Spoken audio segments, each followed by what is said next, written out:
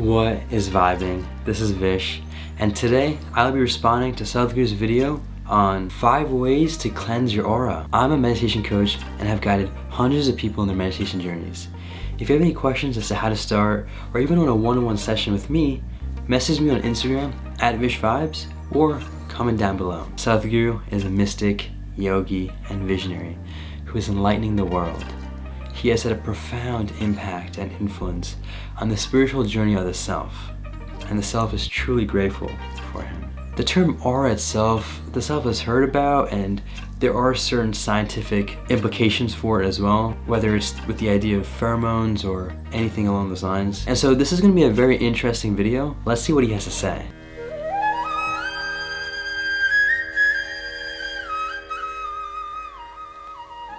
What is the significance of aura cleansing process that takes place in the Linga Bhairavi shrine, and why the use of neem leaves and a lamp?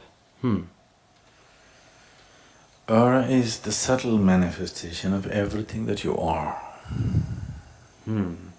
If you look at one's aura, you clearly know his physical health, his mental health, his karmic structure. In a way, his past and present. If he's stupid, even his future. Yes. Only if you're stupid we can tell your future. Otherwise we can only tell your past. Yes. So, aura is a certain manifestation of yourself, a subtler manifestation than the physical body. Keeping it clean is good. Is keeping your body clean good? Yeah. A quick interjection just for an analogy to what he's saying. The self has always described meditation almost as a tool for mental hygiene. I mean, a lot of us take showers, get some rest with bed. Why do we do all of that? And it's really just to maintain that physical hygiene. The same way we maintain those physical hygienes, we need something for mental hygiene. And that's where meditation comes into place. It almost seems like the practices he's talking about is for the other purifications and hygienes, whether it's spiritual, energy, things like that. Even if you don't understand, somebody sitting next to you understands that it's good.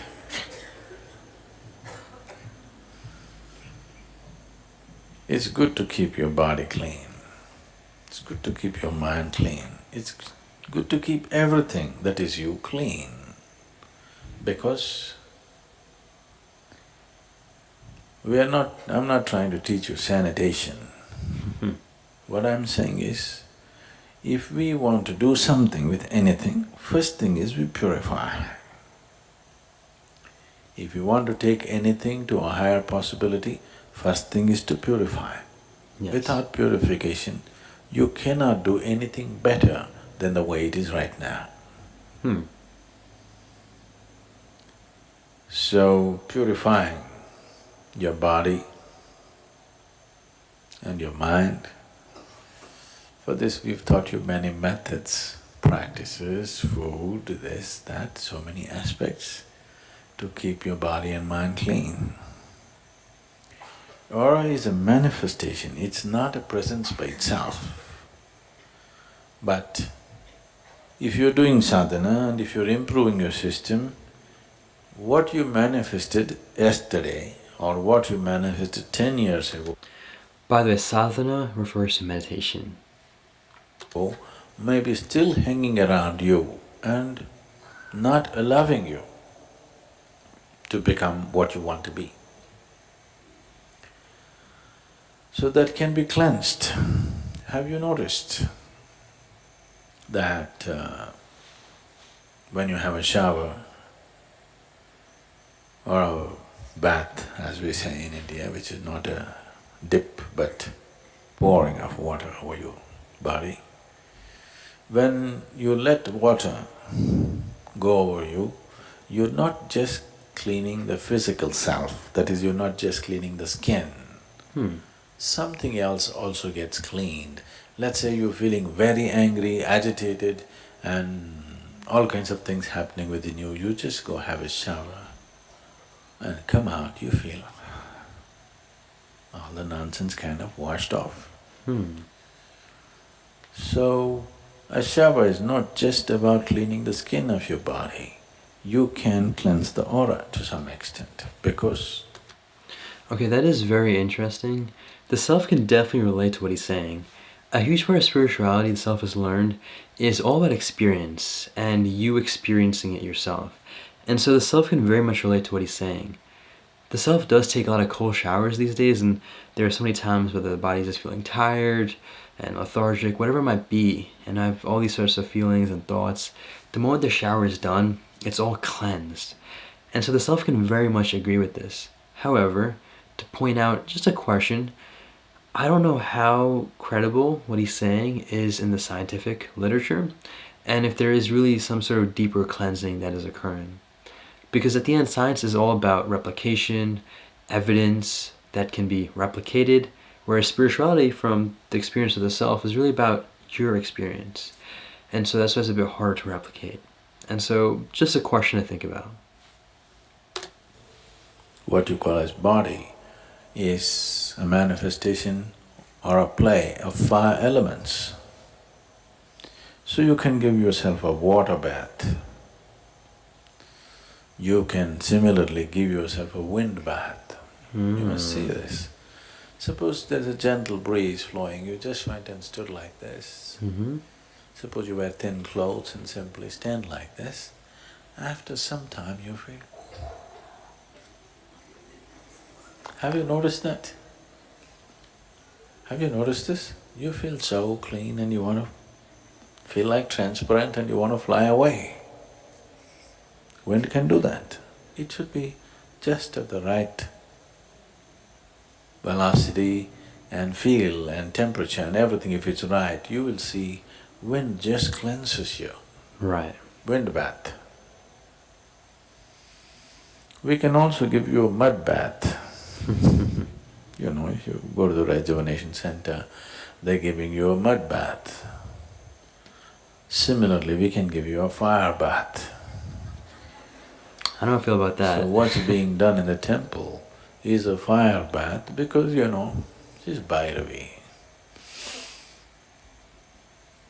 You just give yourself a fire bath, of course you can't pour it over your body. You just touch the aura of your body in a certain way. There are certain patterns running in your aura.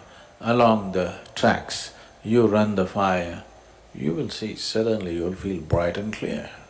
You know this, people from Indian origin, you clearly know this in your homes.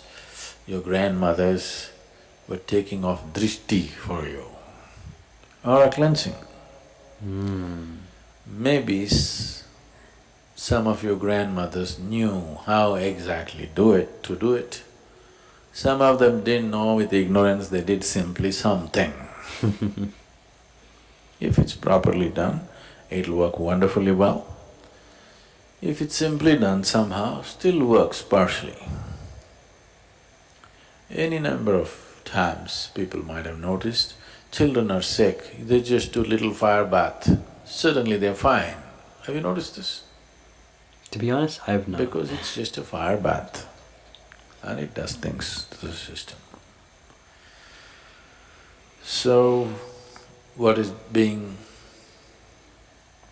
given in the temple as klesha nashana kriya, that means a process which destroys impurities is, in English, aura cleansing, is to take away the impurities from the aura so that the body breathes better and feels better in terms of health, well-being, mental balance, everything. The neem, they used only the leaf on you. I think they should have used the stick. The neem stick is good, you know. It awakens lots of people. In India, if you are acting a little funny and possessed, they can beat the devil out of you with the neem stick. Neem is a very cleansing thing.